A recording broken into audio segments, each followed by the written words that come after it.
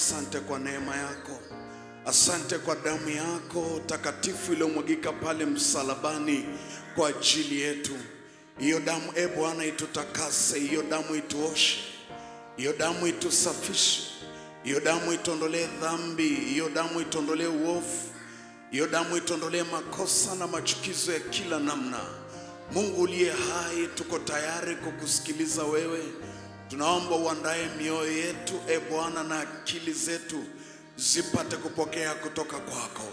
Mungu uliye hai, katika jina la Yesu tuwezeshe tukutolee ibada iliyojaa kweli na utakatifu wote.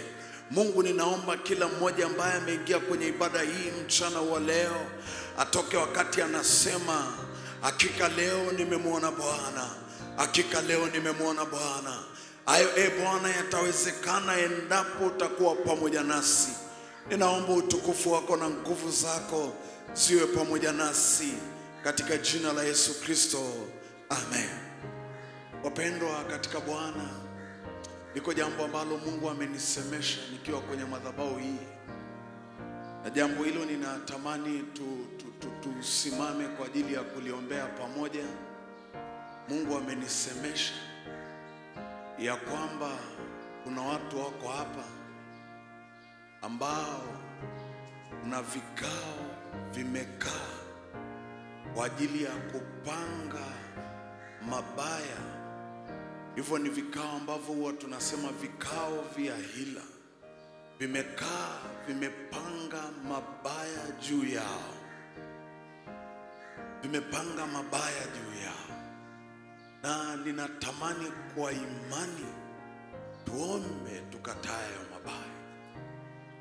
Kitu chochote kabla hakijatokea kwenye ulimwengu wa mwili kinatengenezwa kwenye ulimwengu wa roho, na kitu chochote ili kitokee lazima kianze na mchakato aidha wa vikao vya kibinadamu au vikao vya kipepo ambavyo vinapanga mabaya juu ya mtu.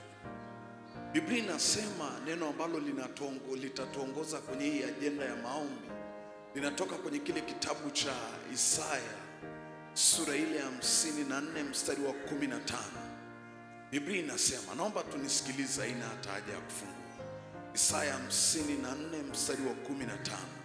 Biblia inasema, tazama yamkini watakusanyana kikao, lakini si kwa shauri langu, manake si kwa mpango wa Mungu. Na akamalizia kusema, watu wote watakaokusanyana juu yako wataanguka kwa ajili yako. Ninatamka kwenye hii madhabahu, wote waliokusanyana juu yako wataanguka kwa ajili yako katika jina la Yesu Kristo. Mungu anakwenda kushughulika nao katika jina la Yesu Kristo. Ninatamani tuombe. Omba kwa mzigo kama hautaomba tena. Katayo mabaya waliokupangia.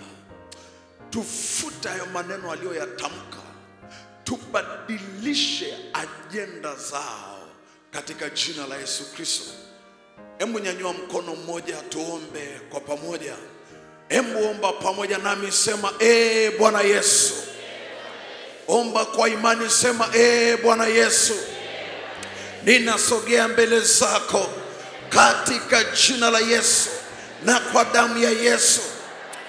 Bwana Yesu, ninakuja kwako, ninabeba damu ya Yesu, ninabeba na silaha zote za rohoni katika jina la Yesu na kwa damu ya Yesu.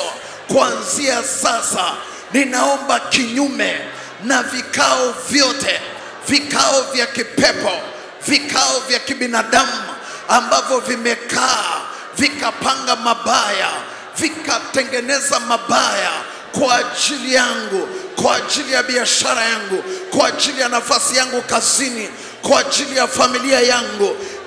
Bwana Yesu, ninasimama kwa jina la Yesu, ninapangua hayo mabaya niliyopangiwa, yaliyopangwa juu ya maisha yangu. Napangua kwa jina la Yesu.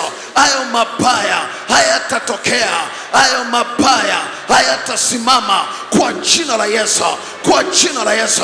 Ayaomba katayo mabaya. Yawezekana wamekupangia ajali, yawezekana wamepanga ufe kwa magonjwa, yawezekana wamepanga biashara yako ife, yawezekana wamepanga ufukuzwe kazi, yawezekana wamepanga ushushwe cheo, yawezekana wamepanga usiinuke, yawezekana wamepanga usistawi, yawezekana wamepanga kukuvuruga mahali. Simama kwa imani, simama kwa imani. Peleka damu ya Yesu, peleka damu ya Yesu kwa imani kabisa, kwa damu ya Yesu. Na nguvu za giza hazina nafasi tena ya kutesa maisha ya watu, hazina nafasi tena ya kuvuruga maisha ya watu. Kwa damu ya Yesu napitisha moto kila mahali hapa. Hakuna roho ya giza itakayotesa maisha ya watu tena, itakayoshikilia maisha ya watu tena. Moto unapita kila mahali, moto unapita kila eneo, kila mahali, kila eneo, kwa jina la Yesu. Jesus, Jesus. Tunapomalizia, Roho Mtakatifu ananiambia kuna watu wako hapa wana mizigo imewalemea, wanajisikia kuchoka na hali ya kukata tamaa, kwa sababu wamepita kwenye vita kwa kipindi kirefu, wamepita kwenye magumu kwa kipindi kirefu. Ndani yao wanasema nimechoka, ndani yao wanasema nimechoka, ndani yao wanasema nimechoka. Uko msaada wa Mungu kwa ajili yako saa hii, uko msaada wa Mungu kwa ajili yako saa hii. Mungu anakwenda kukusaidia. Peleka huo mzigo kwenye madhabahu ya Bwana, peleka huo mzigo kwenye madhabahu ya Bwana.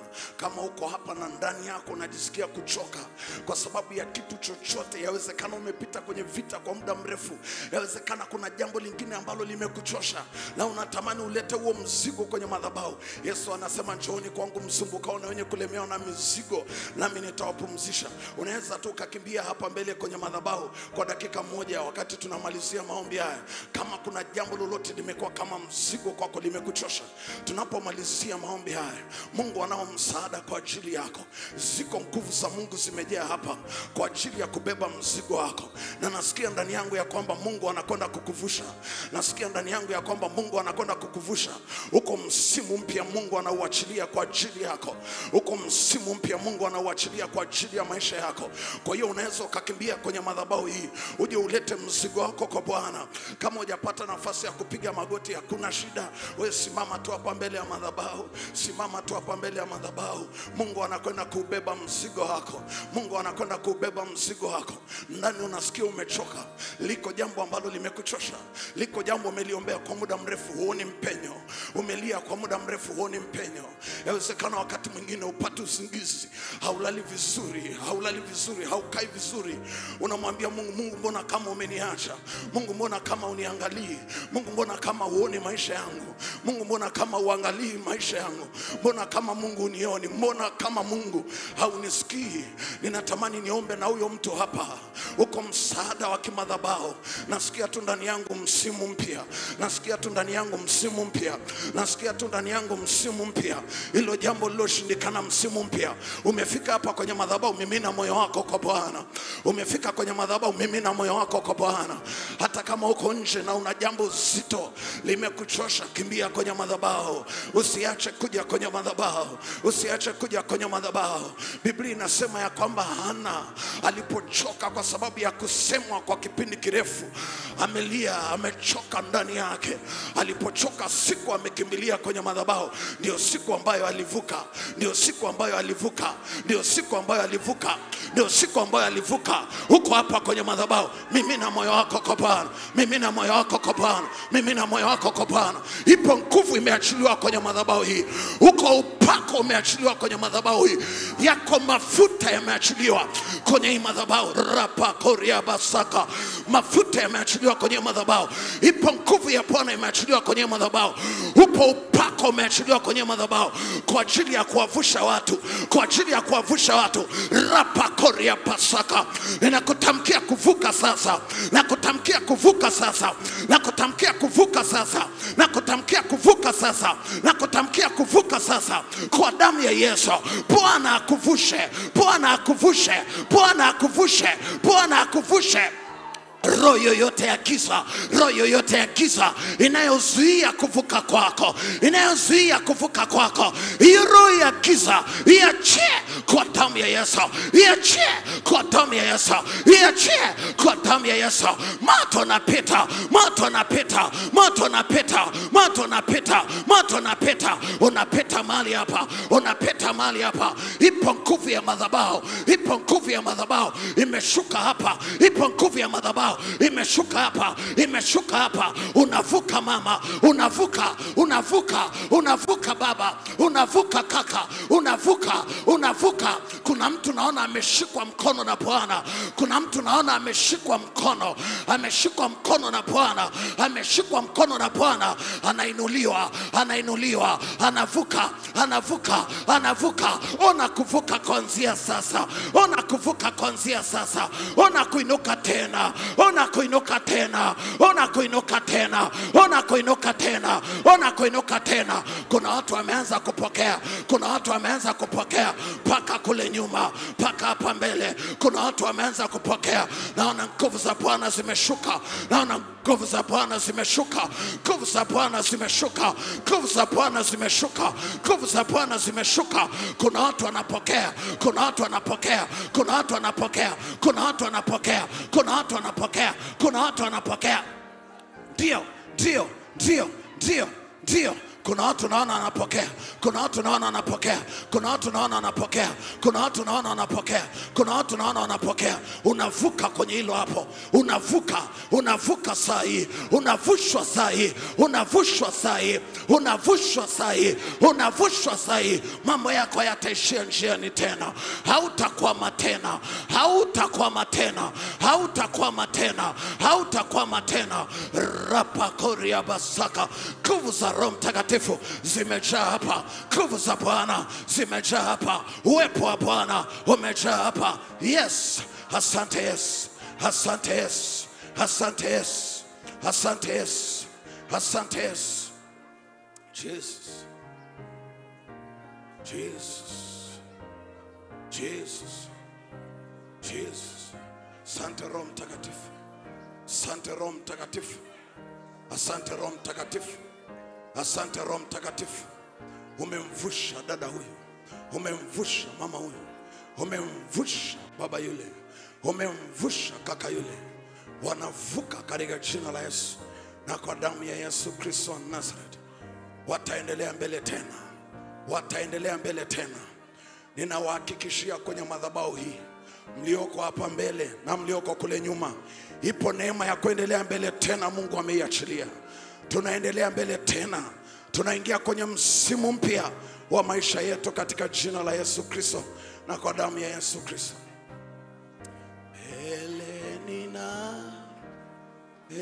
Endelea.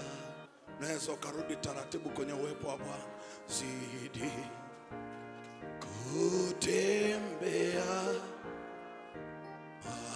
maombio yasikie.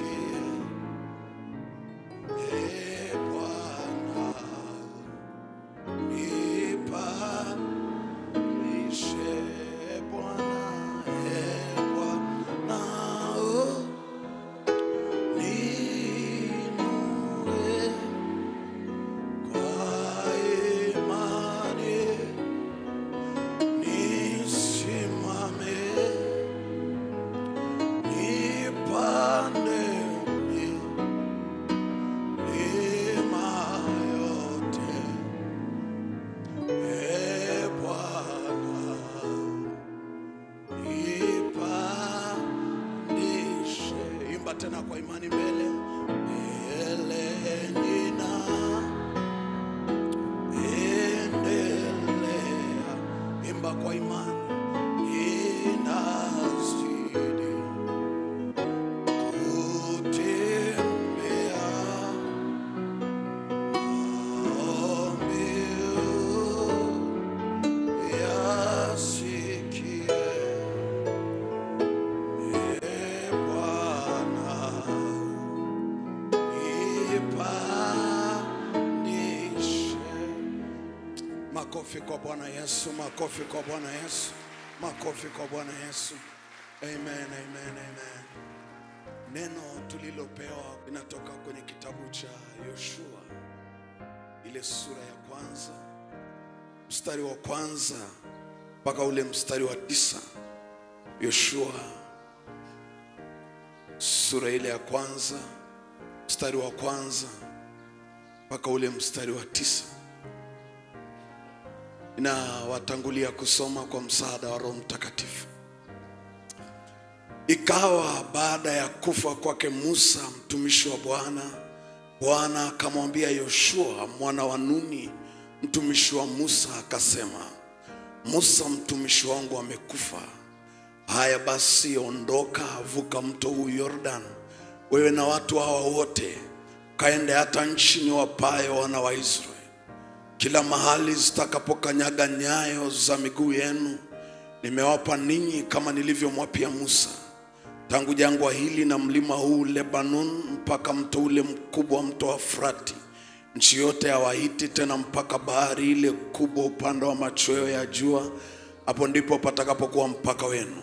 Hapatakuwa na mtu yeyote atakayeweza kusimama mbele yako siku zote za maisha yako. Kama nilivyokuwa pamoja na Musa, ndivyo nitakavyokuwa pamoja na wewe. Sitakupungukia wala sitakuacha. Uwe hodari na moyo wa ushujaa, maana wewe ndio utakayewarithisha watu hawa nchi hii niliyowapia baba zao ya kwamba nitawapa. Uwe hodari tu na moyo wa ushujaa mwingi. Uangalie kutenda sawa sawa na sheria yote aliyokuamuru Musa mtumishi wangu. Usiache kwenda mkono wa kuume au wa kushoto, upata kufanikiwa sana kila uendako. Kitabu hiki cha Torati kisiondoke kinywani mwako, bali yatafakari maneno yake mchana na usiku, upate kuangalia kutenda sawa sawa na maneno yote yaliyoandikwa humo. Maana ndipo utakapoifanikisha njia yako, kisha ndipo utakapostawi sana. Je, si mimi niliyekuamuru? Uwe hodari na moyo wa ushujaa.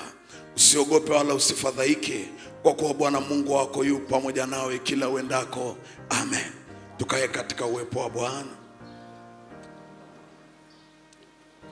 Bwana Yesu asifiwe. Wanaosaidiwa na Bwana, haleluya. Wanaopiganiwa na Bwana, haleluya. Wanaoshikwa mkono na Bwana, haleluya. Wapendwa katika Bwana, neno hili la kitabu cha Yoshua, hii sura ya kwanza, mstari wa kwanza mpaka mstari wa 9, nikakaa kwenye uwepo wa Mungu kumwomba Roho Mtakatifu anipe jambo ambalo nitakuja kusema kutokea hapa, ambalo litakuwa msaada kwa wengi na litawavusha wengi. Roho Mtakatifu akaniambia nije na kichwa hiki kidogo cha somo kinachosema msimu mpya kwenye maisha. Msimu mpya kwenye maisha. Hebu sema msimu mpya kwenye maisha. Sema tena kwa imani, msimu mpya kwenye maisha. Haleluya. Wapendwa katika Bwana, ukiangalia vizuri neno hili ambalo tumelisoma kwenye hichi kitabu cha Yoshua, hiyo sura ya kwanza, mstari wa kwanza mpaka mstari wa 9, utagundua kwamba aliyekuwa anazungumza kwenye hili andiko au kwenye hili neno ni Mungu mwenyewe. Kwa hiyo hii ni sauti ya Mungu ilikuwa inazungumza na Yoshua. Kwenye Biblia kuna maeneo ambayo unaona sauti ya Mungu ikizungumza moja kwa moja, na kuna maeneo ambayo mwandishi ndiye anayezungumza na hadhira yake. Lakini kwenye hili andiko ambalo tumelisoma ni Mungu anazungumza na Yoshua moja kwa moja, Mungu mwenyewe. Na ndio maana ukiangalia kwenye huo mstari wa kwanza unaona anasema, ikawa baada ya kufa kwake Musa mtumishi wa Bwana, Bwana akamwambia Yoshua. Bwana akamwambia Yoshua. Kwa hiyo Mungu anazungumza na Yoshua. Kwa hiyo ni sauti ya Mungu inazungumza na Yoshua. Wakati huu Mungu anazungumza na Yoshua, ilikuwa ni mara baada ya Musa kufariki. Mara baada ya Musa kufariki ndipo Yoshua anasikia Mungu akisema naye moja kwa moja binafsi. Kwa sababu mara nyingi ukisoma kwenye Biblia, mara zote ambazo Mungu ametaka kumsemesha Yoshua, alikuwa anamsemesha kupitia kwa Musa. Yani anasema na Musa ili Musa apeleke ujumbe kwa Yoshua, kwa sababu Yoshua alikuwa msaidizi wa Musa, alikuwa anamsaidia Musa majukumu. Kwa hiyo mara zote Mungu alipozungumza, alizungumza na Musa ili Musa apeleke ujumbe kwa Yoshua.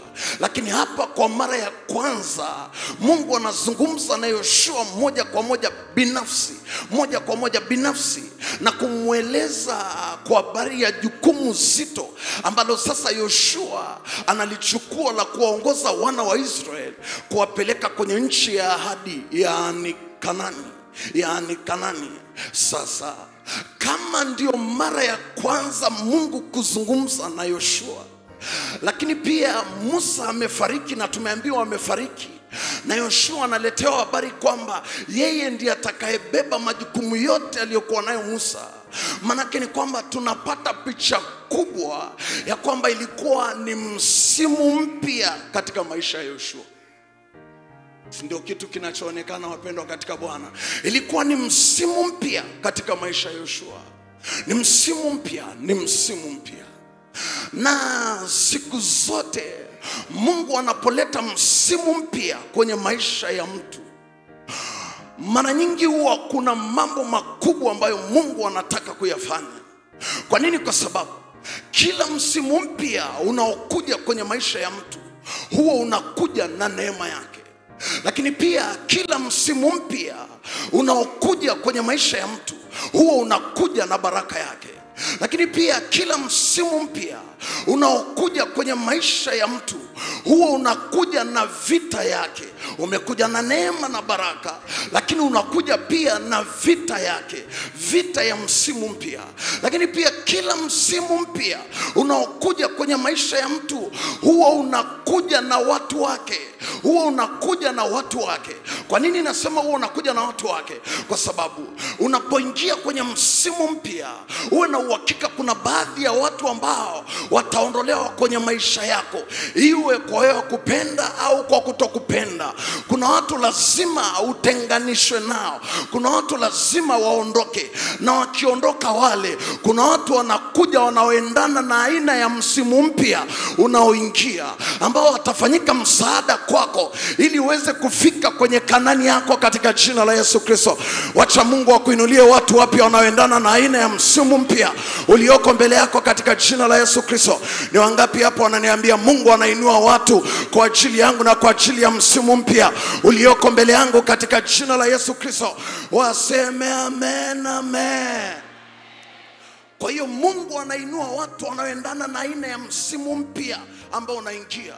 Kwa sababu unajua Mungu anapoleta msimu mpya kwenye ulimwengu wa roho, na kuwa kama umepewa mbawa za tai za kuruka kwenda kwenye viwango ambavyo Mungu anavitaka.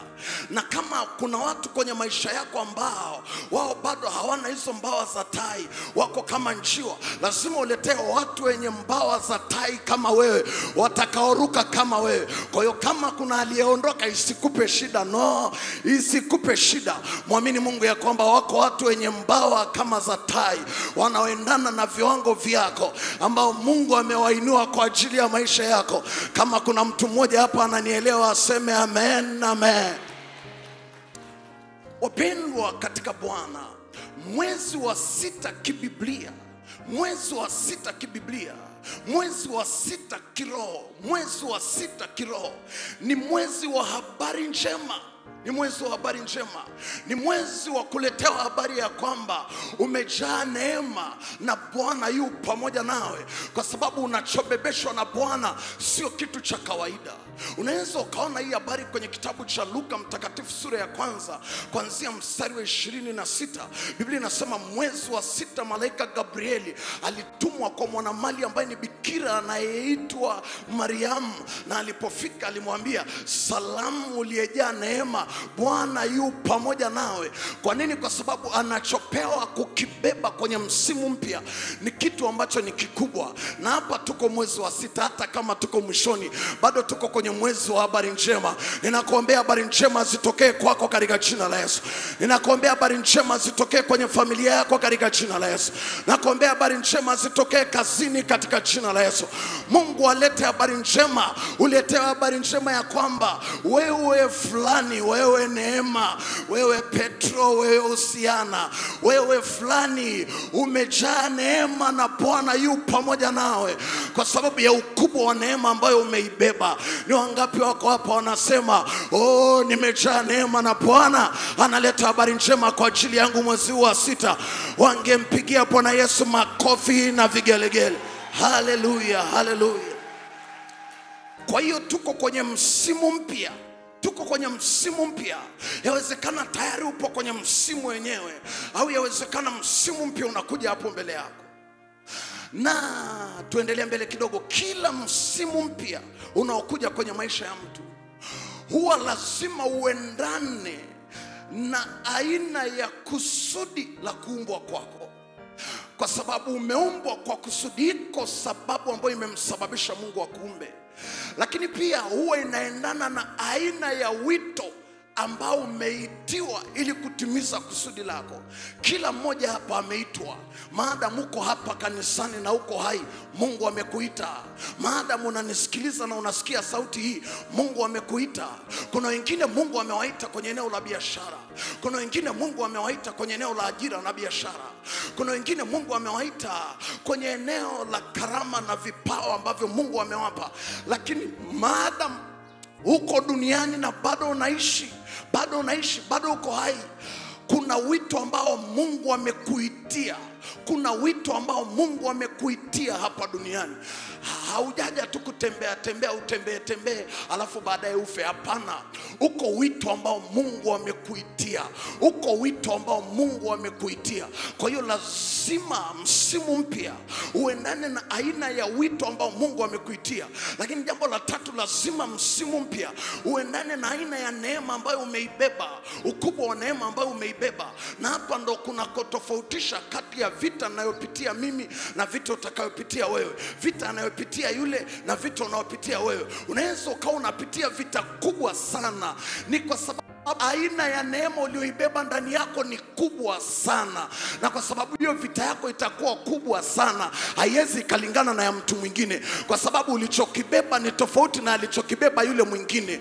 Usitake vita vyenu vifanane, kwa sababu hamjaumbwa na hamjabebeshwa vitu vinavyofanana. Hata kama mnafanya kazi ya aina moja, hata kama mnafanya kazi ofisi moja, hata kama mnafanya biashara ya aina moja, lakini neema uliyobebeshwa na Mungu ni tofauti na neema aliyobebeshwa mwingine na Mungu. Kwa hiyo kama unaona kuna vita na unakutana na upinzani mkubwa, ujue neema iliyoko ndani yako ni kubwa. Kwa hiyo pambana, usiogope. Lazima ufanikiwe, lazima utoboe, lazima ufanikiwe, lazima utoboe. Ni wangapi hapa wananiambia kwamba lazima nitoboe, mtumishi wa Bwana? Lazima nitoboe, lazima nifanikiwe, lazima nitafika pale ambapo Mungu anataka. Haleluya. Sasa naomba nikwambie mambo mawili, tumalize hapa. Mambo mawili ninayotaka uone hapa, mambo mawili. Jambo la kwanza, msimu mpya huwa unakuja na kibali kipya na mamlaka ya kumiliki na kutawala. Msimu mpya huwa unakuja na kibali kipya pamoja na mamlaka ya kumiliki na kutawala.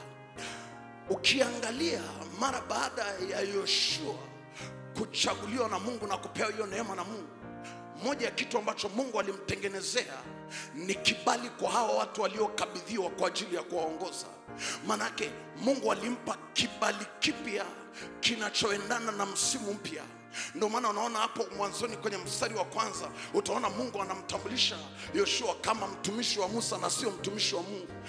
Musa anatambulishwa kama mtumishi wa Mungu kwenye mstari wa kwanza, lakini Yoshua anatambulishwa kama mtumishi wa Musa. Lakini mara baada ya kuitwa, Mungu sasa anajitambulisha kama, anamtambulisha Yoshua kama mtumishi wake, na anapewa kibali kipya sasa kinachoendana na aina ya ukuu ambao amepewa kwa ajili ya kuongoza wana wa Israeli. Kwa hiyo hapewi ule upako tena aliokuwa nao alipokuwa msaidizi wa Musa. Anapewa upako mpya ambao unaendana na kiti alichokipokea kutoka kwa Musa. Anapewa upako mpya unaoendana na kiti alichokipokea kutoka kwa Musa. Kwa hiyo lazima apewe kibali kipya, na ili atembee na hicho kibali kipya na afike pale ambapo Mungu anataka, ni lazima Mungu ampe pia mamlaka ya kumiliki na kutawala kila atakapokanyaga. Mamlaka ya kumiliki na kutawala. Na ndio unachokiona kwenye mstari wa 3. Mungu anamwambia Musa, anamwambia Yoshua kwenye Yoshua 1:3, kila mahali zitakapokanyaga nyayo nimewapa. Kila mahali zitakapokanyaga nyayo nimewapa. Maana yake wanapewa mamlaka ya kumiliki na kutawala kila watakapokanyaga. Sasa angalia, Mungu amefungia huo upako wa kumiliki na kutawala kwenye miguu. Na ndio maana unaona wakati mwingine unapata mashambulizi kwenye lango la miguu. Unaota unang'atwa na nyoka kwenye miguu. Unaota unang'atwa na mbwa kwenye miguu. Unaota miguu imenasa kwenye matope. Unaota sijui unashambuliwa na watu kwenye miguu. Unaota kuna maadui zako wanapambana na wewe, ile unataka kukimbia miguu inakuwa mizito, huwezi kukimbia. Unaota maadui zako wanataka kudhuru, lakini unanyanyua miguu ili ukimbie, huna speed ya kukimbia. Maana yake nini? Lango la miguu linashambuliwa. Kwa nini lishambuliwa? Linashambuliwa kwa sababu wanachokitafuta ni mamlaka ya kumiliki na kutawala. Na ndio maana mtu anaweza akaenda kwa waganga akaambiwa nenda njia panda. Ukifika njia panda, chota udongo wa pale njia panda ulete. Wanachokitafuta kwenye ule udongo wa njia panda nini? Ni kukamata nyayo za miguu za watu ambao wamepita kwenye hiyo njia panda. Wanachokitafuta ni nini hapo? Wanatafuta kuwanyang'anya watu mamlaka ya kumiliki na kutawala. Na ndicho ambacho watu wengi wamenyang'anywa. Ndio maana unaona unapambana sana lakini mambo hayaendi. Unapambana kwenye biashara, mambo hayaendi. Unapambana kazini, mambo hayaendi. Kwa nini? Kwa sababu huna mamlaka ya kumiliki na kutawala kwenye hilo eneo. Yawezekana umeibiwa muda mrefu. Yawezekana kwenye biashara yako huoni wateja. Kwa nini huoni wateja? Kwa sababu hauna kibali kipya. Ninakuombea kwenye madhabahu ya leo, chochote cha kwako kilichoibiwa kikarejeshwe, kikarejeshwe kwa jina la Yesu, kikarejeshwe kwa jina la Yesu. Na kutamkia kwenye madhabahu hii asubuhi ya leo, Mungu akupe kibali kipya katika jina la Yesu. Pokea kibali kipya kinachoendana na msimu mpya. Pokea mamlaka ya kumiliki na kutawala unaoendana na msimu mpya unaoingia katika jina la Yesu Kristo. Wanaopokea na kuungana na mimi waseme napokea kwa jina la Yesu. Napokea kwa jina la Yesu. Napokea kwa jina la Yesu. Napokea kibali kipya. Napokea mamlaka ya kumiliki na kutawala kwa jina la Yesu Kristo. Amen, amen. Jambo la mwisho hilo, jambo la pili. Msimu mpya huo unakuja na vita yake, lakini kuna neema ya ushindi. Msimu mpya huo unakuja na vita yake, lakini kuna neema ya ushindi. Ngoja nikuonyeshe. Ukisoma kwenye hicho kitabu cha Yoshua 1, tukiangalia ule mstari wa 5. Sasa tumefika kwenye ule mstari wa 5. Ukiangalia kwenye ule mstari wa 5, Biblia inasema hivi. Mungu anamwambia Yoshua, hapata kuwa na mtu yoyote atakayeweza kusimama mbele yako siku zote za maisha yako. Kama nilivyokuwa pamoja na Musa, ndivyo nitakavyokuwa pamoja na wewe. Sitakupungukia wala sitakuacha. Mungu anapomwambia ya kwamba hapata kuwa na mtu yoyote atakayeweza kusimama mbele yako, atakayeweza kusimama mbele yako, manake alichokuwa anataka Mungu Yoshua akione ni kwamba mbele yake kutakuwa kuna upinzani unaoinuliwa na watu. Mbele yako kutakuwa kuna upinzani mbele yako kutakuwa na watu ambao watakuwa wanajaribu kusimama kwa ajili ya kukupinga. Watakuwa wanasimama kwa ajili ya kukuzuia usifike pale unapotaka. Ndio maana watu wengine wamezuiliwa, hawamalizi vitu wanavyovianzisha. Mbele yako kutakuwa kuna upinzani, kutakuwa kuna watu wanasimama kinyume na wewe ili usifike pale. Lakini ninachokuhakikishia ni kwamba maadamu nimekuita na wewe umeitwa unanisikiliza mahali hapa, maadamu nimekuita, hapata kuwa na mtu yoyote atakayeweza kusimama mbele yako. Sio kwamba hawatajaribu kusimama, no, watajaribu kusimama, lakini hapata kuwa na mtu yoyote atakayeweza kuendelea kusimama mbele yake. Watajaribu kupambana kusimama, lakini hakuna atakayeweza kusimama. Hakuna. Ndio maana ukisoma hili neno kwenye Biblia Kiingereza inasema no one will be able to stand against you as long as you live. Maana hakuna atakayeweza kusimama kinyume na wewe maadamu unaishi. Hakuna atakayeweza kusimama. Sio kwamba hawatajaribu kusimama, watajaribu kusimama lakini hawataweza. Kwa nini? Kwa sababu kwenye kitabu cha Yeremia 1:19 inasema watapigana na wewe lakini hawatakushinda, maana mimi niko pamoja na wewe ili nikusaidie, asema Bwana wa majeshi. Hiyo ni Yeremia 1:19. Kwa hiyo watajaribu kupigana na wewe, watajaribu kukuzuia, watajaribu kuzuia biashara yako, watajaribu kuzuia usiinuke, usipande cheo kazini, watajaribu kuzuia usipate hizo safari za ofisini, watajaribu kuzuia jina lako lisitajwe mahali, watajaribu kuzuia. Lakini natangaza kwenye hii madhabahu, maadamu Mungu amekuita, hawataweza katika jina la Yesu. Hawataweza katika jina la Yesu. Hawataweza katika jina la Yesu. Wangapi hapa wananiambia hawatanizuia, maana sizuiliki. Sizuiliki katika jina la Yesu. Sizuiliki katika jina la Yesu.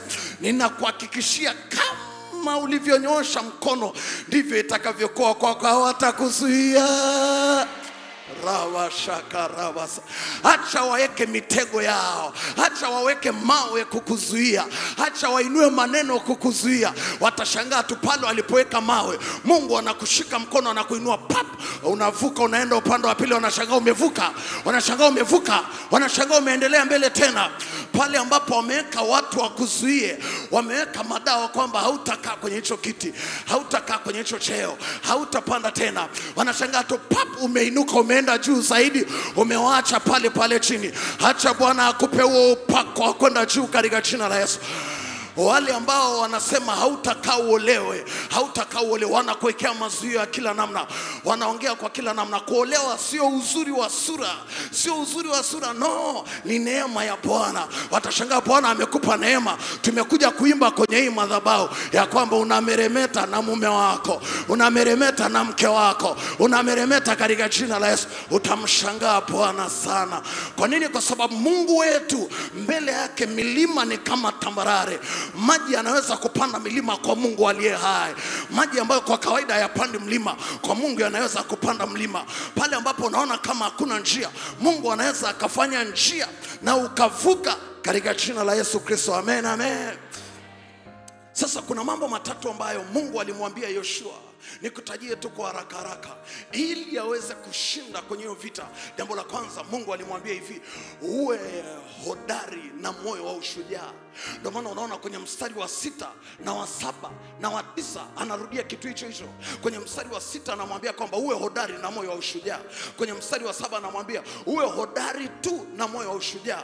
Kwenye mstari wa 9 anamwambia, je, si mimi niliyekuamuru uwe hodari tu na moyo wa ushujaa? Maana yake ni kwamba Mungu anajua utakutana na vita ambayo itakuwa inakutisha, utakutana na mambo ambayo yatakutisha, utakutana na mambo ambayo yatakuwa mazito, lakini unachotakiwa kuwa nacho ni kitu kimoja tu. Toka na hichi kitu kimoja kwenye ibada, ya kwamba japokuwa unaona kama mambo mbele ni mazito, uwe hodari tu na moyo wa ushujaa. Mungu anakwenda kukuvusha. Uwe hodari tu na moyo wa ushujaa. Uwe hodari tu na moyo wa ushujaa. Hata kama unaona kama mambo hayaendi, hakuna kukata tamaa mpaka mkatisha tamaa kate tamaa kukukatisha tamaa. Uwe hodari tu na moyo wa ushujaa. Uwe hodari tu na moyo wa ushujaa. Uwe hodari tu na moyo wa ushujaa. Hapana, hakuna kukata tamaa. hatukati tamaa, maana aliyetuita anajua kwa nini ametuita. Anajua kwa nini unapita kwenye vita kwenye hiyo ndoa. Anajua kwa nini unapitia vita kwenye hiyo biashara. Anajua kwa nini unapitia vita hapo kazini. Uwe hodari tu na moyo wa ushujaa. Jambo la pili akamwambia hivi, kitabu cha Torati kisiondoke kinywani mwako. Yatafakari maneno yake mchana na usiku, kisha ndipo utakapostawi na kufanikiwa sana. Alichokuwa anamsemesha ni nini? Ni habari ya neno la Bwana, ya kwamba neno la Bwana lisiwe mbali na wewe. Soma neno. Umepata muda, soma neno. Hata ukisoma mstari mmoja, soma neno. Hata kama uko bize, soma neno. Hata andiko moja tu, hata Zaburi 23 mstari wa kwanza, Bwana ndiye mchungaji wangu, sitapungukiwa na kitu. Nenda na hilo neno moja. Hilo ni jiwe zito sana. Bwana ni mchungaji wangu, sipungukiwi na kitu. Natembea kifua mbele, sipungukiwi na. Nenda na neno. Kwa nini? Kwa sababu neno ni Mungu. Yohana 1:1, neno ni Mungu, neno ni Roho Mtakatifu. Yohana 6:63. Kwa nini? Kwa sababu haleluya.